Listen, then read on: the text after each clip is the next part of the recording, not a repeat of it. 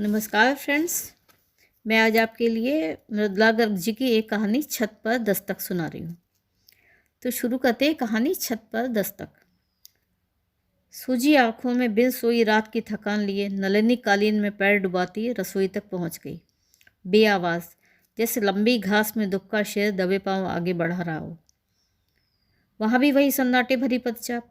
चूल्हे के सामने भी कालीन का फैलाव था ना। अच्छा लगता है सुबह सुबह चप्पल की चट से आज़ाद चाय बनाने पहुंच जाना। सच पूछो तो पूरे घर में बिछे इस एक साथ सलेटी रंग के ऊनी बिछावन को कालीन कहते झिझक होती है। उसकी कल्पना में कालीन का रूप बिल्कुल फ़र्क था, चित्रकला या नक्काशी की तरह, सौंदर्य की बारीक सूझबूझ से भरपूर कसीदे का भव्य प्रतिरूप।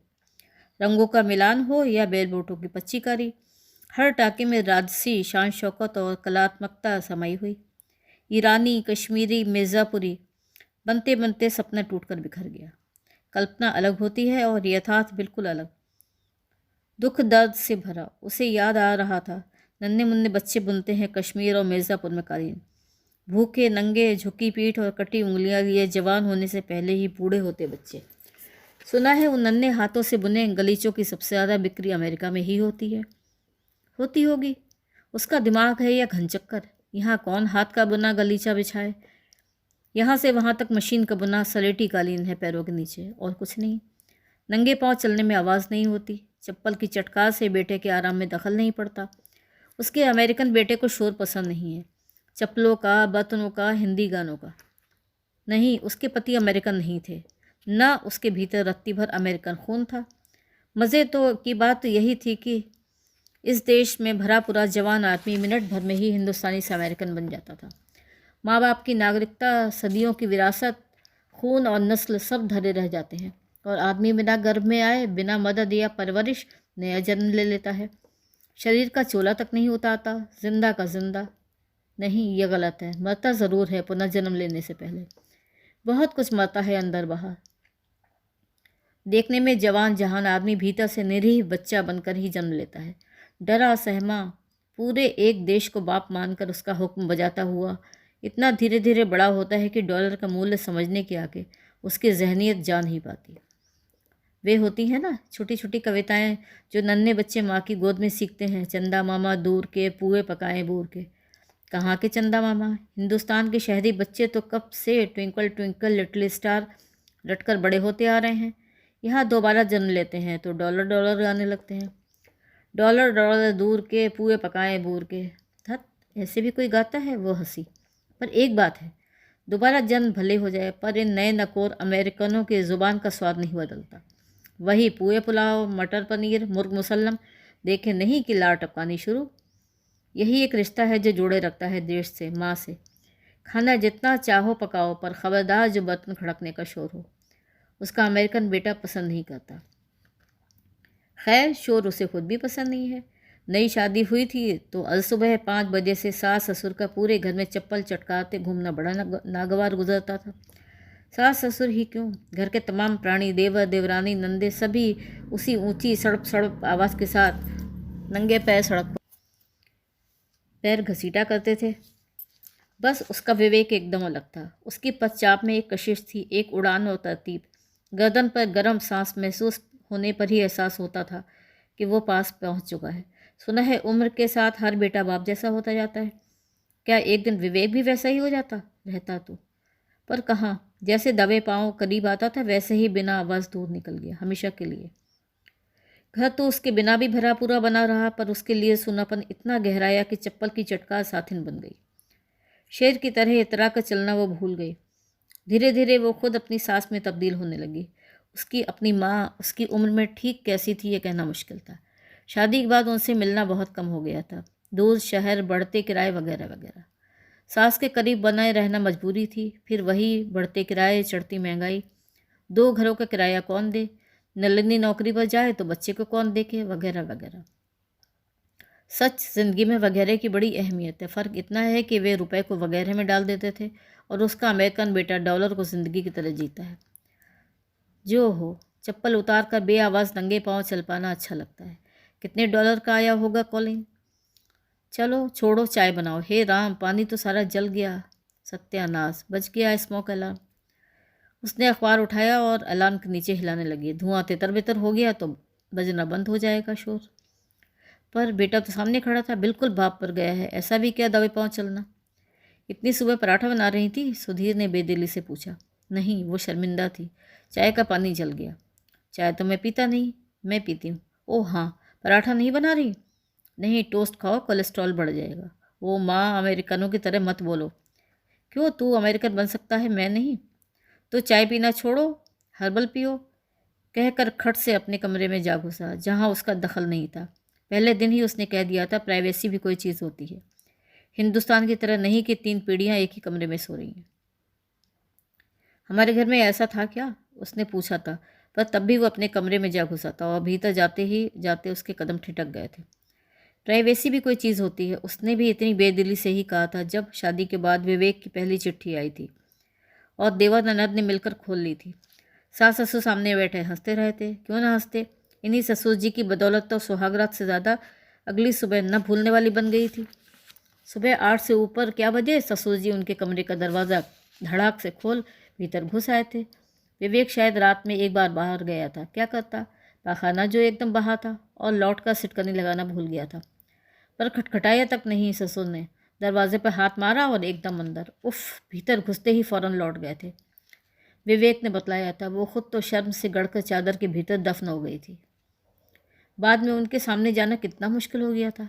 एक गांठ पड़ गई थी मन में। पर अचरज उन्हें कोई मलाल नहीं था, न पछतावा न शर्मिंदगी।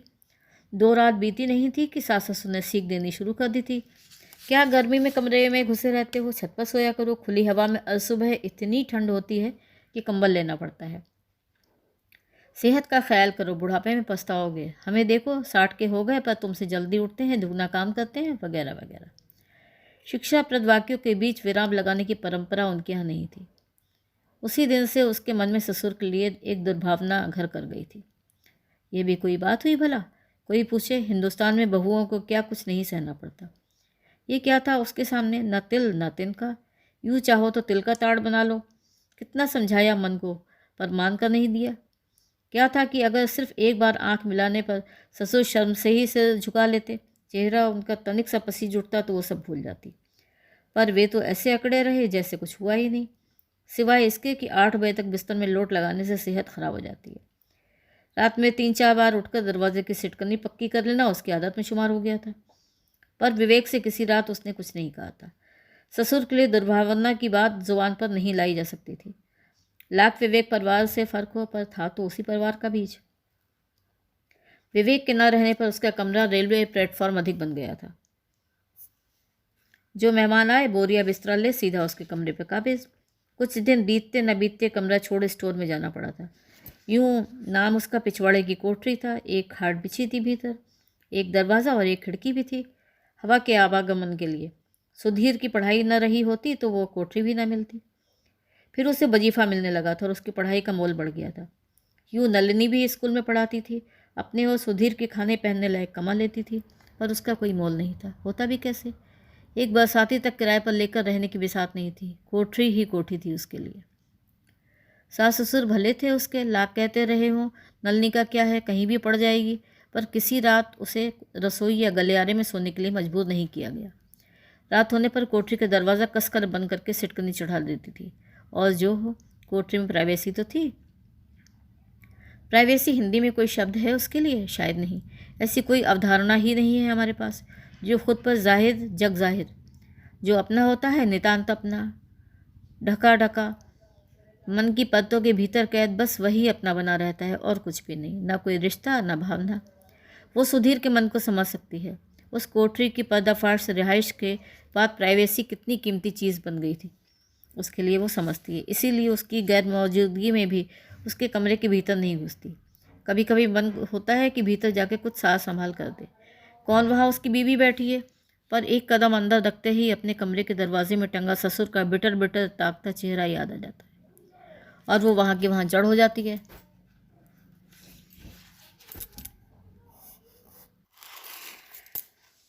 उसने कुकिंग रेंज के छोटे चूल्हे पर पानी दोबारा रखा है। चाय तो पीनी ही पीनी है, मन भारी हो या हल्का। पीता हुआ कल दिल पर काबिज हो या आने वाला कल।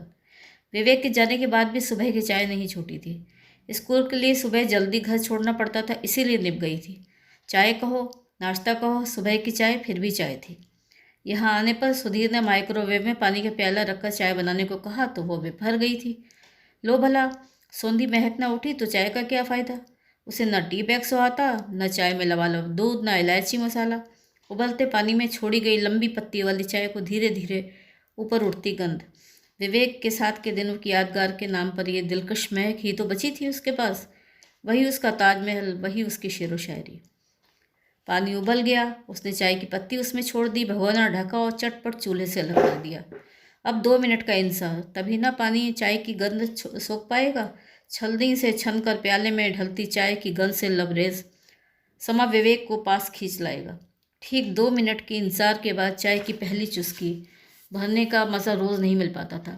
सुधीर समेत घर भर का नाश्ता तैयार करने की हड़बड़ी में कितनी बार चाय कड़वी और ठंडी हो जाया करती थी। फिर भी एक बार महक सोख हो चुकी होती थी उसकी अंतरात्मा। अंतरात्मा? सुधीर को इस शब्द से खास चिढ़ है। कहता है तुम लोगों के सिर पर हमेशा कोई अपराध बोध सवार रहता है, इसीलिए अंतरात्मा अंतरात्मा चिल्लाते रहते हो। नहीं सुधीर, बात सिर्फ अपराध बोध की नहीं है। प्राइवेसी के नाम पर हमारे पास और कुछ नहीं है सिवाय एक अंतरात्मा के। बाकी सब कुछ तार तार करके नंगा कर दिया जाता है। चाय की महक में विवेक के सानिध्य को ढूंढने की बात किसी से कहती तो लोग पागल करा दे देते मुझे। दुनिया के लिए मेरी खुद ही अफसाना बन जाती, और मैं कभी किसी पर कुछ जाहिर नहीं किया।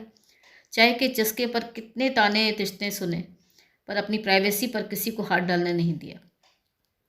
उसने पहली चुस्की ली, सांस लंबी खींचकर गंध को सहेजा और मुस्कुराती। हर्बल पियो, हर्बल। ये नए बने अमेरिकन भी लकीर के फ़कीर होते हैं।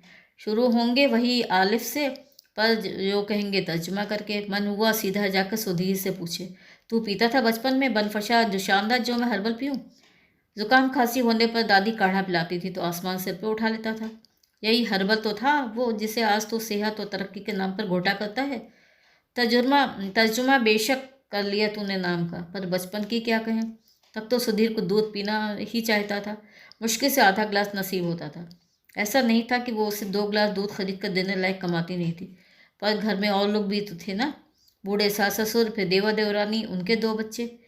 एक जने के हिस्से में मुश्किल से 1 गिलास दूध आता था। सुधीर के लिए आधा ही बचता था। वो खुद 2 बूंद दूध की चाय पीती थी, वरना उतना भी नहीं होता शायद। अब तो दिन में 3 बार दूध पीता है। नलनी से भी कहता है दूध पिया करो, पर उसकी तो दूध की आदत कब की ख़त्म हो चुकी। अच्छा, कहीं इस दूध के मारे ही तो सुधीर अमेरिका नहीं बना। छोड़ो, होगा। चाय पीते हुए उसे उल जलूल नहीं सोचना चाहिए, मज़ा ख़राब हो जाता है। चाय के 4 घूंट अंदर गए तो दिमाग चौकस हुआ। पुरानी यादों से निकलकर आज पर आया। कल फिर सारी रात ऊपर वाला फर्श पर पैर पटकता रहा था। उसका फर्श, नलनी की छत।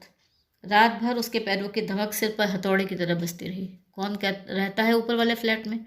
सारी रात तंग दीवारों के बीच इधर से उधर क्यों भागता रहता है? नलिनी सो नहीं पाती। रातों रात जगकर उसकी पदचाप सुनती है। पहले पहल सोचा था जेट लैग होगा।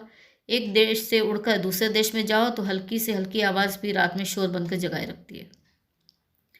पर अब एक पखवाड़ा बीत चला। ऊपर वाले की चहलकदमी उसी तरह कायम है। रात में 2 बार, एक बार उठकर रसोई या गुसलखाने तक जाना और बात है, ये तो सारी रात भूत की तरह इधर से उधर डोलता रहता है। मर्द है, इतना वो पहली रात उसके कदमों के आघात और फासले से जान गई थी। धीरे धीरे और कई कयास लगा लिए थे। उम्र 60 होगी, अकेला रहता है, कभी किसी का बोल नहीं सुना। एक पैर ज़रा घसीट कर चलता है। फर्श पर कालीन नहीं बिछा के इतनी आवाज़ क्यों होती है? उस फर्श और इस फर्श का फासला कितना है? बस कोई 7 फुट। बंद माचिस की डिब्बी सी पतली गत्ते लकड़ी की दीवारें ऊपर से बेरोक नीचे कूदती हैं और उसके साथ ही इस डिब्बी में कैद हो जाती हैं। माचिस की डिब्बी, बिल्कुल वही। बचपन में वे लोग माचिस की डिब्बियों से घर बनाया करते थे, एक के ऊपर एक डिब्बी रखकर कई मंजिल ऊंचा मकान।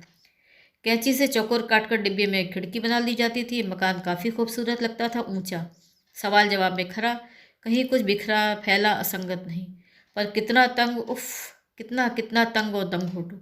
इतना दम घोटू कि सहेलियों के इसरार के बावजूद वो उसके भीतर वीर बहूटियाँ रखने को राजी नहीं होती थी। पकड़ने में अव्वल वही थी, इसलिए उन्हें उसका फैसला मानना पड़ता था। पर काफ़ी झक तकरार के बाद अपने अमेरिकन बेटे का अपार्टमेंट उसे माचिस की डिब्बियों से बने बहुमंजिला मकान जैसा लगता। ऊंचा खूबसूरत सवाल जवाब में खड़ा, बाहर इतना खुला और भीतर एकदम कैद खाना। ये कैलिफोर्निया है, इतना खुला फैला और लंबा चौड़ा के बिना गाड़ी आदमी कहीं आ जा नहीं सकता। इस एक बड़े हिस्से का नाम सिलिकॉन वैली पड़ा हुआ है। यहाँ कंप्यूटर कंपनियों की भरमार है। करीब करीब हर आदमी औरत कंप्यूटर के धंधे में लगा हुआ है, पर पते में सिलिकॉन वैली नहीं लिखा रहता। यहाँ पर 5 मील पर शहर बदल जाता है।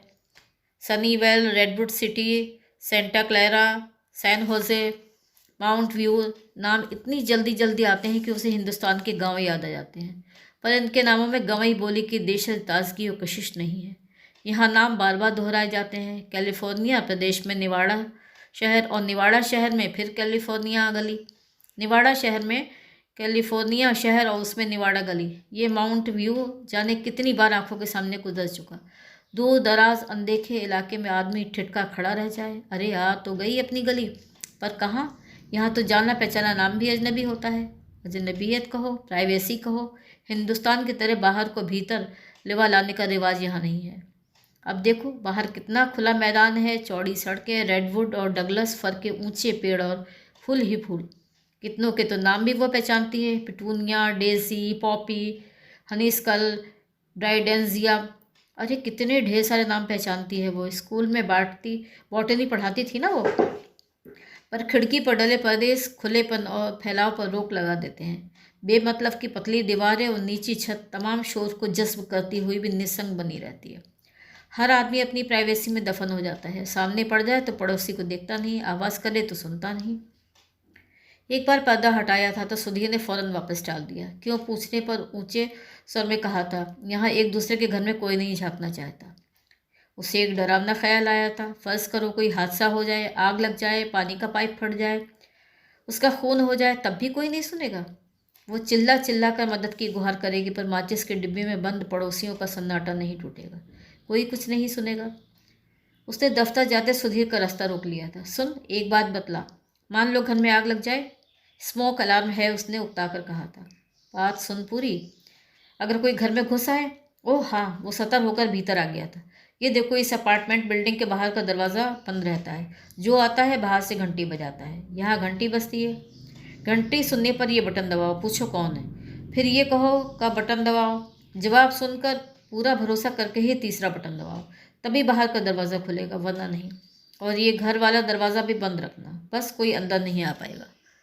और जो कोई ज़बरदस्ती भीतर घुसकर मुझे मार दे तो अब उसमें कोई क्या कर सकता है, उसने कहा और बाहर चला गया। यानी नहीं सुनेगा, कोई कुछ नहीं सुनेगा। उन्हें दिखलाई देता है पर वे देखते नहीं, वे सुन सकते हैं पर सुनते नहीं। इस बात को 15 दिन बीत चले थे। अब भी रात को नींद मुश्किल से आती थी। 3-4 रातें बीत जाने पर एक रात बेहोश भले ही बीत जाती हो, पर अपनी मर्जी की नींद न पाने का मलाल मन में हमेशा बना रहता था। उसने बैठक के दरवाजे से पर्दा हटा दिया। बाहर की हरियाली ने मन मोह लिया। साबुन के झाग से हल्के सफ़ेद बादल नीचे आसमान पर छितर रहे थे। उसने शीशे और जाली के दोनों दरवाजे खोल दिए और चाय का प्याला थामे बाहर बालकनी में निकल आई। ताज़ी हवा में चाय की चुस्कियां भरना कितना अच्छा लगता है। सर्दियों के मौसम में वो थर्मस में चाय डालकर स्कूल ले जाती थी। आधी छुट्टी में बाहर बगीचे में बैठकर पीने का आनंद सारी थकान हर लेता था। अचानक पूरा समा कान फोड़ू शोर से भर गया। ये इनका सुबह का शोर है। चेहरे पर पट्टी बांधे 2 नौजवान बड़ी बड़ी मशीनों से बाहर के पेड़ और झाड़ियों पर कीटनाशक दवा डाल रहे थे। एक दूसरी मशीन बाढ़ की छटाई कर रही थी। यहाँ सड़क पर मोटर गाड़ियों को हॉर्न बजाने की मनाही है, पर घर के ठीक सामने मशीनों का धड़ड़ धड़ड़ शोर सफाई और सेहत की निशानी है। अभी कान इस शोर के अभ्यस्त नहीं हुए थे कि दाएं घर में कपड़ा धुलाई और बर्तन सफाई की मशीनें एक साथ चल पड़ी और बाएं घर में टीवी बचाओ बचाओ की चिल्लपो मचाने लग गया। दरवाज़ा बंद करो माँ, देखा सुधीर पीछे खड़ा था। उसे अच्छा लगा, बहरा नहीं है, उसका बेटा सुनता है। सारा केमिकल अंदर आ जाएगा, देख नहीं रही, उन्होंने मास्क पहना हुआ है। अच्छा, ये रोज़ रोज़ केमिकल क्यों छिड़कते हैं, मैंने तो पढ़ा था आजकल अमेरिका सतर्क हो गए हैं, उसने गुस्से में कहा। उसमें मैं क्या कर सकता हूँ? क्यों, तू अमेरिकन नहीं है? हूँ तो सरकार मैं नहीं चलाता। क्यों, तू वोट नहीं डालेगा? ओह माँ, वोट तो तुम भी डालती हो। हिंदुस्तान में सरकार तुमसे पूछ कर काम करती है क्या? करती तो नहीं। ठीक कह रहा था सुधीर। उसने स्वीकार में सिर झुकाया ही था कि भीतर गुस्सा फनफना उठा। ये जो रात भर सिर पर पैर पटकता है, उसका भी तो कुछ नहीं कर सकता क्या? उसने कहा। नहीं, हमें उससे कुछ लेना देना नहीं है। लो ये क्या बात हुई, ऐसे हथियार डालकर रहो तो हो लिया। उसकी शादी हुई तो सास ससुर ने नौकरी छोड़ने पर कितना जोर दिया था, कितने ताने तिश्तने सहे पर नौकरी नहीं छोड़ी। बाद में सबने राहत महसूस की थी कि विवेक चला गया था, पर चलो नौकरी तो है। सारी उम्र वो गर्मी की छुट्टियों में भी घर पर नहीं बैठी, करीब बच्चों को या बड़े बूढ़ों को पढ़ाने का काम पकड़ लेती थी। इस बरस तो खैर। तुम्हारी छुट्टियां कब तक हैं? उसने सुना सुधीर पूछ रहा था। छुट्टियां? अचकचाकर उसने दोहराया। हाँ, कब का टिकट करवाना है? टिकट? वापसी का टिकट। स्कूल कब खुल रहा है, 8 जुलाई या 15 को? तारीखें खूब याद हैं तुम्हें, उसने बुदबुद की। समझ नहीं आ रहा था क्या कहे। अभी तक उसे बताया नहीं था कि इस बरस वो रिटायर हो गई है। नहीं जानती आगे क्या करेगी। बेटा वहीं हिंदुस्तान में होता तो, पर नहीं है। वापस लौट कर आ रहा होता तो, पर नहीं आ रहा, अमेरिकन बन चुका है। क्या कहे अपने इस अमेरिकन बेटे से? ये कि उसका कोई ठौर नहीं है, अब यहीं रहना पड़ेगा, नामुमकिन। कहे कि जब वो चाहेगा लौट जाएगी, स्कूल नहीं जाना, नहीं, तब भी भिखारी सा महसूस करेगी। बोलो भाई, सुधीर ने कहा। मैं हफ्ते भर के लिए बाहर जा रहा हूँ, टिकट पहले करा देता तो। कहाँ जा रहा है? उसने चौंक कर कहा। उससे क्या फ़र्क पड़ता है? कब? शाम को। आज ही? हाँ। पहले नहीं बतलाया? पहले बतलाने से क्या करती? कुछ नहीं। खुद अपना जवाब उसने तमाचे की तरह अपने मुंह पर दे मारा। कहा कल का करा दे मेरा टिकट।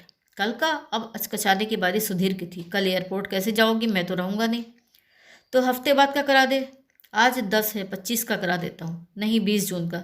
मुझे बहुत काम है वहाँ, कोर्स बदल गया है, तैयारी करनी है। तो पहले कहती, अब जिस दिन का मिलेगा उसी दिन का कराऊंगा। मुझे हर हालत में 22 जून को दिल्ली पहुँचना है। टिकट करवाना क्या मेरे हाथ में है? सुधीर ने बेफर कर कहा। श्श, धीरे, शोर नहीं, लोग सुनेंगे तो क्या कहेंगे? कोई नहीं सुनेगा, कोई कुछ नहीं सुनता यहाँ। सुधीर जोर से बोला और बाहर चला गया। वो हंसती। चलो, लड़का अपने खोल से बाहर तो निकला। पर ज़्यादा देर हंसी नहीं टिकी। भविष्य की भयावह अनिश्चितता ने पेट में घबराहट का गोला सा उठा दिया। वो धम से कुर्सी पर बैठ गई। हिंदुस्तान लौटकर कहाँ जाएगी, क्या करेगी? नौकरी गई। प्रोविडेंट फंड की सारी पूंजी सुधीर को अमेरिका भेजते वक्त निकाल ली थी, तभी ना उसके टिकट का जुगाड़ हो पाया था। दिल्ली का घर ससुर ने मरते वक्त देवर के नाम कर दिया था।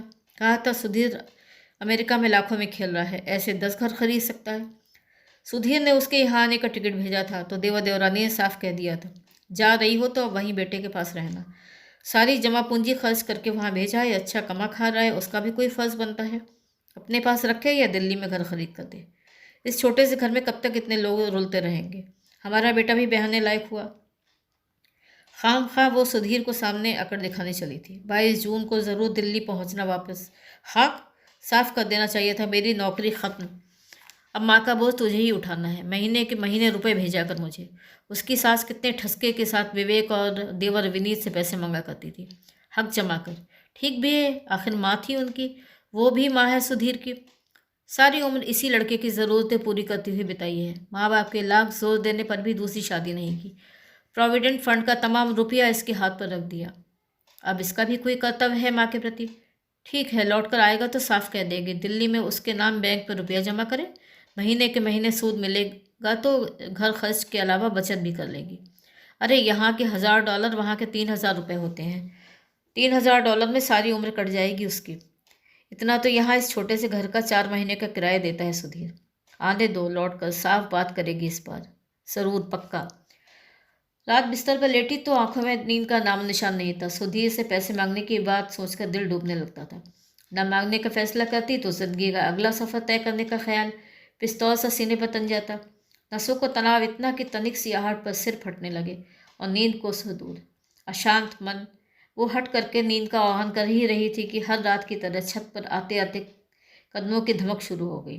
तार तार हुई नसों से आज आघात बर्दाश्त नहीं हुआ।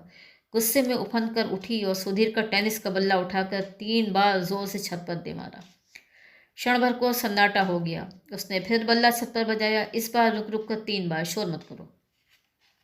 क्षण भर के अंतराल के बाद ऊपर से जवाब आया, ठक ठक ठक ठक ठक। बिल्कुल उसकी नकल करते हुए किसी ने ऊपर फर्श पर आघात किया था। 3 बार जल्दी जल्दी, 3 बार रुक रुक कर। चकित सी वो बैठी रही। सचमुच एक लय में कुछ बजा था ऊपर, या मात्र उसका भ्रम था? उसने फिर बल्ला संभाला और इस बार 2 दफ़ा ठक ठक की। ऊपर भी 2 दफ़ा ठक ठक हुई। उसने फिर 3 ताल में छत पर आवाज़ दी। 3 बार जल्दी जल्दी, फिर 3 बार रुक रुक कर। ऊपर बाकायदा प्रतिध्वनि हुई। वो दम साथ चुप्पी लगाकर लेट गई। ऊपर कुछ देर चुप्पी रही, फिर धीरे से टोह लेती 2 ठक-ठक हुई। वो उठकर बैठ गई, बल्ला उठाया और छत को यूं बजाने लगी जैसे लोरी गा रही हो। 2 बार ठक-ठक विराम, 2 बार ठक-ठक फिर विराम, फिर 2 बार ठक-ठक। ऊपर एक ठक हुई। उसने बल्ले को हल्के हाथ से समापन की तरह पूरी छत पर घुमा दिया। सो जाओ। ऊपर चुप्पी छा गई। कोई बैठा, उठा, लेटा और सो गया। शायद, हो सकता है वो खुद सो गई और ऊपर वाला दोबारा चहलकदमी करने लगा हो। अगली सुबह मन शांत था, बदन चुस्त। ऊपर से नीचे तक घर की सफाई कर डाली जैसे कोई मेहमान आने वाला हो। लौटने पर सुधीर को घर साफ सुथरा मिलेगा तो खुश होगा। होगा। ध्यान जाएगा उधर। गंदा होने पर दिखता हो तो साफ होने पर भी दिखे, जरूरी नहीं। न सही, उसे करना था, कर दिया। काम खत्म करके चाय पीने बैठी तो रात के ख्याल ने आ घेरा। देखो आज रात क्या होता है। मान लो उसके चहलकदमी शुरू करने से पहले ही नलनी छत पर दस्तक दे दे, क्या करेगा तब ऊपर वाला। हल्का खाना खाकर 9 बजे अपने कमरे में पहुंच गई और बल्ला उठा लिया। आज पहल उसकी रहेगी। छत पर दस्तक दी 3 बार, जल्दी जल्दी, फिर रुक रुक कर 3 बार, फिर सांस रोक कर जवाब का इंतजार करने लगी। कुछ देर चुप्पी रही, फिर जवाब बज उठा। नलिनी ने 2 बार बल्ला बजाया। ऊपर से भी 2 बार बजा। कैसे हो? अच्छा हूँ, नलिनी ने तर्जुमा किया और करती गई। 3 बार। खाना खा लिया? ऊपर। 3 बार। कब का? तुमने खाया? 2 बार। अकेले हो? ऊपर। 2 बार। हाँ तुम? अब नहीं, मैं भी। हाँ अब तुम हो? और क्या किया आज? घर साफ कर डाला। मिलो ना एक दिन। कब? कल। अच्छा देखूंगी, ज़रूर मिलना। धीमे धीमे 2 बार गुड नाइट, 2 बार गुड नाइट। उसने आँख बंद कर ली। दिन भर की थकान नींद लाने लगी। सहसा आँख खुल गई। ठक ठक की आवाज़ सुन पड़ी। शायद ऊपर वाला कुछ कह रहा था। वो उठकर बैठ गई, ध्यान देकर सुनने लगी। ऊपर से आ रही आवाज़ फट फट एक स्वर में बजती रही। हर रात की तरह ऊपर वाला इधर से उधर चहलकदमी कर रहा था। कुछ देर वो स्तब्ध बैठी रही, फिर बल्ला उठाकर पूरी ताकत से ऊपर से आ रही आवाज़ फटफट एक स्वर में बजती रही। हर रात की तरह ऊपर वाला इधर से उधर चहलकदमी कर रहा था। कुछ देर वो स्तब्ध बैठी रही, फिर बल्ला उठाकर पूरी ताकत के साथ छत पर दे मारा। चहलकदमी तुरंत रुक गई। हाफती सी वो लेट गई। चहलकदमी दोबारा शुरू हो गई। वो झपट कर कुर्सी पर चढ़ी और छत के करीब पहुंच गई। हथेलियों से बीच मुंह थाम चिल्लाई, बंद करो। उसे लगा किसी ने कहा सॉरी। उसने बल्ला उठाया और कुर्सी पर खड़ी होकर छत पर थपकियां देने लगी। धीमे धीमे दुलराती सुलाती हल्की हल्की थपकने। सुबह आंख खुली तो अपने को कुर्सी पर थोड़े मुड़े पसरे पाया। बदन अकड़ा पड़ा था, सिर भारी था, मन गुस्से से उबल रहा था। बहुत सह लिया। आज ऊपर जाकर 2 टूक बात करेगी। मतलब क्या है? सारी सारी रात सिर पर चहलकदमी करने का। ऐसी कौन सी मुसीबत है जो ना उसे चैन से सोने देती है ना दूसरों को? कुछ पता तो चले। 2 प्याले चाय पीकर दिमाग दुरुस्त हुआ तो गुस्से के बजाय डर से मन पिनपिनाने लगा। पता नहीं किस किस्म का आदमी है ऊपर वाला, कौन जाने पागल हो। सामने दिखे तो उठाकर गला टीप दे। कोई सयाना भला मानुस तो रात भर पैर पटकता डोलता नहीं। आदमी 2 रात ना सोए तो पगला जाए। नीम पागल तो होगा ही होगा। कौन जाने ड्रग खाता हो या पक्का शराबी हो, रात भर गिलास भरकर उड़ेलने के लिए डोलता फिरता हो। नल्ली ने ठक की तो उसने भी नकल उतार कर रख दी। शराबी का क्या भरोसा, तरंग में जो कर उठे। थोड़ा सुना नहीं, भांग खाकर लोग हंसना शुरू कर देते हैं और हंसते चले जाते हैं, रोना शुरू करते हैं तो रोते ही चले जाते हैं। ये चहलकदमी करता होगा, सूझ गई तो बेट ठकठकाने लगा। पर वैसे नहीं ठकठकाई, बराबर जुगलबंदी करता था। होगा उससे क्या, मौज में आ गया होगा। दिन दहाड़े जाएगी तो क्या कहेगा, मेरी प्राइवेसी में दखल क्यों दे रही हो। रात के नशे के बाद सिर यूं ही फट रहा होगा। ना भी हो तो सारा दिन घर पर थोड़ी बैठा रहता होगा। कभी कोई आवाज़ नहीं सुनी होगा। सुधीर ठीक कहता है, वो उस घर का शोर क्यों सुनने जाती है। बस आज रात कोई ठक नहीं करा करे अपनी चहलकदमी। घर बंद करके वो पैदल घूमने निकल पड़ी। खूब लंबा चक्कर लगाया। यहाँ की साफ चौड़ी सड़कों के किनारे घूमना अच्छा लगता है। पैदल पथ पर चाहे कितनी दूर निकल लो, ना धूल ना मिट्टी। यातायात का ख्याल ज़रूर रखना पड़ता है, पर कुछ दिनों में ठहरों का संकेत देकर पैर अनायासी रुक जाते हैं और चलो का संकेत आने पर मशीनी ढंग से खुद सड़क पर पार कर जाते हैं। 2-3 मील घूम आएगी तो रात में नींद खुद ब खुद आ जाएगी। फिर सिर पर कोई चले या फुटबॉल खेले, उसकी बला से। यही हुआ। तकिए पर सिर डालते ही झपकी आने लगी। तभी छत पर दस्तक हुई। ठक ठक ठक ठक ठक ठक। फिर शुरू हो गया मरदूद। वो उठकर बैठ गई। ऊपर चुप्पी छाई रही, जैसे कोई जवाब का इंतजार कर रहा हो। क्या बकवास है, ज़रूर सपना देखा हो। लेटने लगी तो फिर वही 3 ताल की ठक ठक सुनाई दी। 3 बार जल्दी जल्दी, फिर रुक रुक कर 3 बार। माफ़ी मांगती सी थापे, झिझक भरी, बिना सोच विचार किए अनायास उसने जवाब दे डाला। ठक ठक ठक, ठक ठक ठक। ऊपर 2 बार ठक ठक हुई, उसने भी 2 बार की। फिर सवाल जवाब चल निकले और साथ साथ नलनी के भीतर तर्जुमा भी होता गया। अच्छी हो? हाँ तुम। कल नींद अच्छी आई? सच सो गए थे? हाँ तुम। बाद में? Very sorry. ठीक है, सो रही थी? हाँ सोई थी। तंग किया?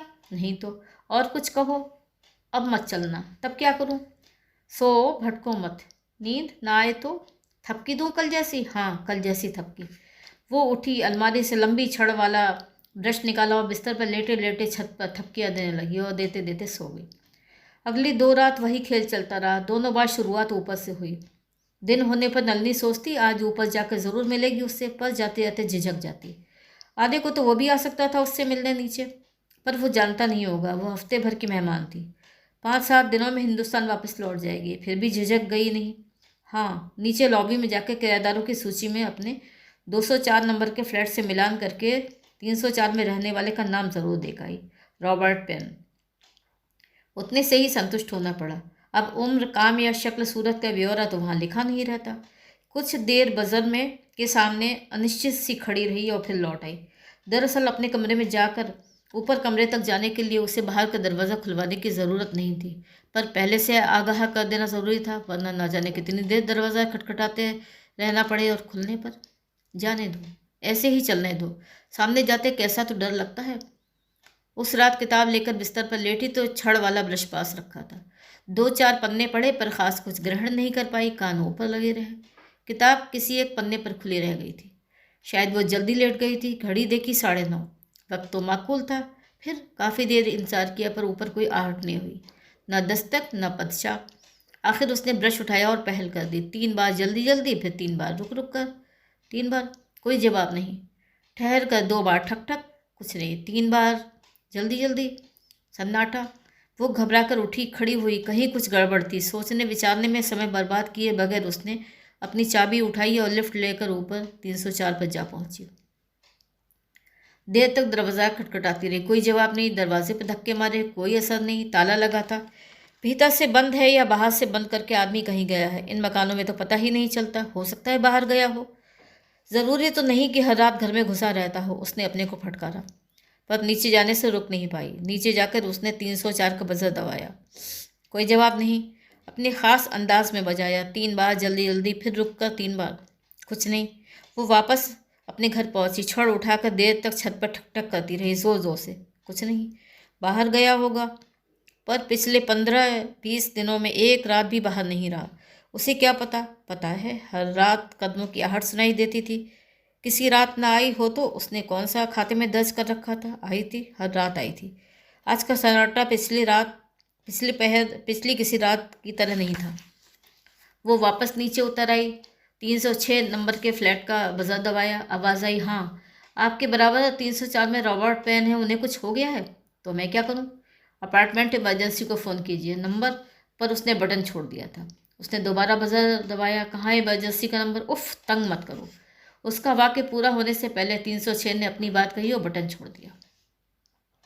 उसने 302 का बजर दबाया। हाँ, कोई औरत थी। प्लीज़ अपार्टमेंट इमरजेंसी का नंबर बतलाइए। शिट, आप कौन हैं? आपके बराबर 304 में कुछ गड़बड़ है। शिट। 7683804, 76838। आगे प्लीज़ दोबारा बतलाइए। कोई जवाब नहीं मिला। वो वापस अपने फ्लैट में आ गई। ऑपरेटर से पूछेगी, ना हुआ तो 911 पर पुलिस को फ़ोन कर देगी। जो होगा देखा जाएगा। फ़ोन उठाया तो देखा उसके ऊपर अपार्टमेंट इमरजेंसी का नंबर लिखा हुआ था। शुक्रिया सुधीर। कांपते हाथों से उसने नंबर मिला दिया। हाँ, 304 में कुछ हो गया है क्या? वे दरवाज़ा नहीं खोल रहे। बाहर गए होंगे। नहीं, उन्होंने कहा था मिलेंगे। आप कौन? मैं 204 में रहती हूँ। रात में किस मिलने को कहा था? जी। कब? कल रात। खूब। आपके पास चाबी होगी, दरवाज़ा खोल कर देखिए। ठहरिए, पहले फ़ोन करके देख लूँ। प्लीज़ जल्दी। फ़ोन बज रहा था, आंसरिंग मशीन भी नहीं है, मैं आता हूँ। वो दौड़कर 304 के सामने जा पहुंची। थोड़ी देर में एक 20 साल का लड़का टहलता हुआ आया। च्युइंगम चुभलाते हुए उसने उसे सिर से पांव तक घूरा। भौं ऊपर उठाई और पूछा, आपने फ़ोन किया था? आवाज़ और हाव भाव से हिकारत और हंसी फूट पड़ रही थी। ये बूढ़ी औरतें। जी, उसने कहा। ये हजरत कितने बूढ़े हैं? लड़के ने पूछा। नलिनी ने जवाब नहीं दिया। जानती तो थी नहीं, बताती कैसे? हाँ, अपनी सबसे खनकदार दबंग टीचर नुमा आवाज़ में शुद्ध अंग्रेजी उच्चारण के साथ इतना ज़रूर कहा। दरवाज़ा खोलो, खोलो फौरन। लड़के के चेहरे से हिकारत पूछ गई। उससे दरवाज़ा खोल दिया। कमरे के बीचों बीच कोट पैंट और टाई में लैस एक बूढ़ा आदमी घिसे पिटे कालीन पर बेहोश पड़ा हुआ था। शिट कहकर लड़का एकदम हरकत में आ गया। ताबड़तोड़ फ़ोन करने लगा। नलिनी रॉबर्ट के बराबर फर्श पर बैठ गई। ढीला हाथ उठाकर नाड़ी देखी, मंथर गति से चल रही थी। उसने टाई की गांठ खोलकर अलग कर दी, कमीज के बटन खोल दिए, पैंट ढीला कर दिया। झुककर अपनी सांस उसके फेफड़ों में भरने लगी। टीचर होने के नाते प्राथमिक चिकित्सा देनी सीखी थी, कुछ अपना शौक भी था। रॉबर्ट पेन, वो पागल आदमी मर गया, उसने सुना। लड़का फ़ोन कर रहा था। नहीं, मुंह उठाकर उसने कहा, मरा नहीं। नहीं, पगलाया भी नहीं, उसने कहा और वापस अपने काम में जुट गई। 10 मिनट के भीतर वहाँ एम्बुलेंस, स्ट्रेचर, पैरामेडिक, पुलिस वाला सब मौजूद थे। श्रीमती जी, आपने इन्हें बचा लिया, डॉक्टर नुमा लड़का कह रहा था। वे लोग उसे अस्पताल ले गए। तुमने उन्हें पागल क्यों कहा था? नलिनी ने अपार्टमेंट वाले लड़के से पूछा। सॉरी, वो पागल, सठियाया बूढ़ा, ओल्ड होम में जाने को तैयार नहीं। अकेले घर में बंद रहता है, रात रात भर चलता है। हमारे पास शिकायतें आती रहती थी। पहले 204 में एक अमेरिकन रहते थे, उन्होंने इसे निकलवाने का नोटिस दिया था। फिर वे चले गए और कोई हिंदुस्तानी आ गया, शिकायत आनी बंद हो गई। पर आप? मैं 204 की माँ हूँ। वो हंस पड़ी। बूढ़ों के घर जाने को मैं भी तैयार नहीं, पर मैं पागल नहीं हूँ और ना रॉबर्ट है। Sorry lady. पागल नहीं, बस अकेले और अंधेरे से डरे हुए, उसने कहा। अगले 2 दिन काउंटी अस्पताल में आते जाते बीते। रॉबर्ट को लकवे का दौरा पड़ा था। 2 दिन बाद होश आ गया। उसने आंखें खोली तो नलिनी सामने बैठी थी। रॉबर्ट ने उसे देखा तक नहीं, पहचानता तो खैर कैसे। रॉबर्ट, उसने पुकारा। उस पर कोई प्रतिक्रिया नहीं हुई। चेहरा वैसे ही भावहीन पत्थर बना रहा। आंखें निटपाट सूनी, देख कर भी ना देखती हुई, आवाज़ सुनकर भी ना सुनती हुई। नलिनी ने अपने पर्स से पतला कंघा निकाला और बिस्तर से सटी मेज़ पर बजाया। ठक ठक ठक ठक ठक ठक, 3 बार जल्दी जल्दी, फिर रुक रुक कर 3 बार। उसकी आंखों में पहचान कौंध गई। चादर पर पड़ा क्रश हाथ उठा और दूसरे हाथ को थपकने लगा। थप थप थप थप थप थप।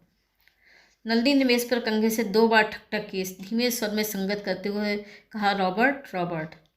रॉबर्ट ने भी 2 बार थप थप की। संगत नलिनी ने ही की।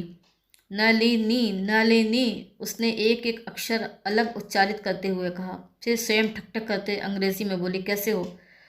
रॉबर्ट ने सधे हाथ से थपकन दी। नलिनी ने ठक ठक के साथ कहा, मुझे परवाह है। रॉबर्ट का चेहरा पसीजता हुआ मालूम दिया। हाथों के थपकन के साथ होंठ हल्के से कांपे। नलिनी ने 2 बार ठक ठक की और कहा, मैं हूँ। रॉबर्ट थपकी देना भूल गया, पहचान भरी नज़र से उसे देखता रहा। नलिनी ने उसका तकिया थपथपाया, मेज़ सवारी, चादर ठीक की और मिलने का समय पूरा हो गया था। वो उठ खड़ी हुई। चलते चलते ठक ठक के कहा, फिर आऊँगी। रॉबर्ट ने हाथ से थपकी दी, होंठ कुछ बुदबुदाए। शायद उसने कहा था, अपना ख्याल रखना। रेल और बस बदलकर रात घिरने पर घर पहुंची तो बैठक में चहलकदमी करता सुधीर बुफर पड़ा। कहाँ चली गई थी? मैं पुलिस को खबर करने वाला था। मुझे याद ही नहीं रहा तू आज लौटने वाला है, उसने कहा और सीधी कमरे में जाकर लेट गई। सुधीर ने उसकी प्राइवेसी की लाज नहीं रखी। धड़धड़ाता हुआ भीतर घुस आया। बोला, खाना नहीं खाना? नहीं, सैंडविच खा ली थी। कुछ बनाया नहीं? नहीं। पल भर सुधीर अकबकाया से खड़ा रहा, फिर बोला, तुम्हारा टिकट और ये $200। नलिनी ने डॉलर ले लिए, टिकट पर तारीख देखी और वापस करते हुए कहा, इसे बदलवा कर 15 दिन बाद का करवा दे, मुझे ठहरना पड़ेगा। क्यों? काम है। सुधीर अपने में गर्व था। उसका जवाब नहीं सुना, अपनी बात कही, मैं शादी कर रहा हूँ। वो उठकर बैठ गई। मुबारक, उसने कहा। अमेरिकन लड़की है, बहुत अच्छा। वो चाहती है शादी चर्च में हो। शादी तो शादी है, कहीं भी हो। वो रेड क्रॉस में काम करती है। वाह, बहुत बढ़िया। तुम्हें कोई आपत्ति नहीं है? नहीं, आपत्ति क्यों होगी? शादी में आओगी? बुलाएगा तो क्यों नहीं आऊँगी? तो अगले हफ्ते कर लो। ज़रूर। तुम्हारा टिकट 15 दिन बाद का करवा दे। पर माँ, हम तो हनीमून पर चले जाएंगे। चले जाना, मैंने कहा ना, मुझे यहाँ काम है। क्या काम है? नलिनी मुस्कुराती है। प्राइवेसी भी कोई चीज़ होती है सुधीर, उसने कहा। फिर रुक कर बोली, चाय पिएगा? मैं बना रही हूँ अपने लिए। सुधीर उसके पीछे रसोई में आ गया। चाय के महक से तरोताज़ा होकर नलिनी ने कहा, हो सके तो वापस लौटने से पहले एक बार तेरी बीवी से मिलना चाहूँगी। उसे लग रहा था पूरी बात समझकर कहेगी तो उसके चले जाने के बाद वो अमेरिकन लड़की रॉबर्ट की खोज खबर ज़रूर रख लेगी। तुम ठहरो ना माँ, सुधीर ने कहा, हम लौट कर आएँ तब चली जाना। तुम्हारा स्कूल? 15 जुलाई तक पहुँच जाऊँ तो चलेगा? हिंदुस्तान वापस लौटकर कोई काम देख लेंगे। सुधीर से पैसे मांगना नामुमकिन है, थोड़े बहुत जेवर हैं उसके पास। कुछ ना हुआ तो उन्हें बेचकर छोटा मोटा धंधा शुरू कर देगी, कपड़े सीने का, खाना बनाकर दफ्तरों में टिफ़िन भेजने का, कुछ भी। एक बार हिम्मत कर ले तो बहुत कुछ कर सकती है औरत। माँ, उसने सुना सुधीर कह रहा था, सोचता हूँ कुछ डॉलर हिंदुस्तान में इन्वेस्ट कर दूँ। इम्पोर्ट एक्सपोर्ट में बहुत पैसा है। उधर का तुम संभाल सकती हो, इधर का मैं। अब यहाँ तो पैसा बचेगा नहीं। ये अमेरिकन लड़कियाँ, मेरा मतलब है खर्च होता ही है अच्छी तरह जीने में। कभी मैं हिंदुस्तान आने लगूँ तो मेरा मतलब कुछ सुरक्षा तो हो। नलिनी ने प्यार से सुधीर का चेहरा परखा तो अकेलेपन और अंधेरे का खौफ रॉबर्ट और नलिनी को ही नहीं, औरों को भी है। फिक्र मत कर, उसने मेज़ पर रखे उसके हाथ पर थपकी देते हुए कहा, मैं हूँ ना। तो ये थी आज की कहानी छत पर दस्तक। कहानी सुनने के लिए आप सबका बहुत बहुत धन्यवाद।